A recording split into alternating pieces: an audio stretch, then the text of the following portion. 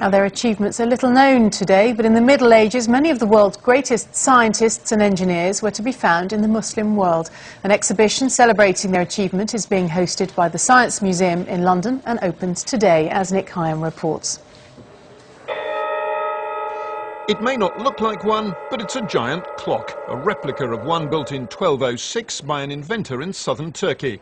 Inside the elephant, a water-driven mechanism derived from the ancient Greeks.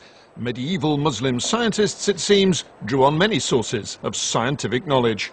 Muslims have collected the contributions, scientific and technological, medical contributions from the Greeks, from the Chinese, from the Indians, from their own, and then they have added onto that new feats, new discoveries, new inventions.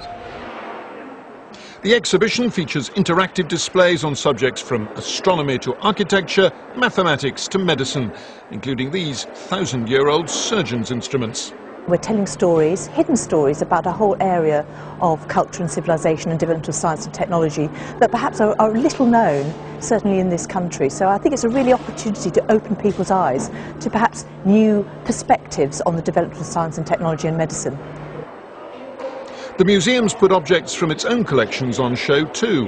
10th century chemists' equipment, 17th century astronomical instruments, and an 18th century book explaining how algebra arrived in Europe from ancient India via the Arab world. When they see these objects, they'll look at them in a new light. You can interpret them in many different ways. They all have layers of information. But essentially, it's telling you that message about interconnectivity between civilizations and the transfer of knowledge across time. As this exhibition makes clear, for the best part of 1,000 years, Muslim scientists led the world.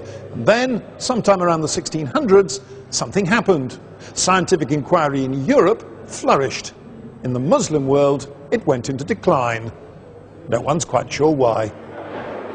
But if history goes in cycles, perhaps decline was bound to set in sooner or later. Nick Hyam, BBC News, at the Science Museum in London.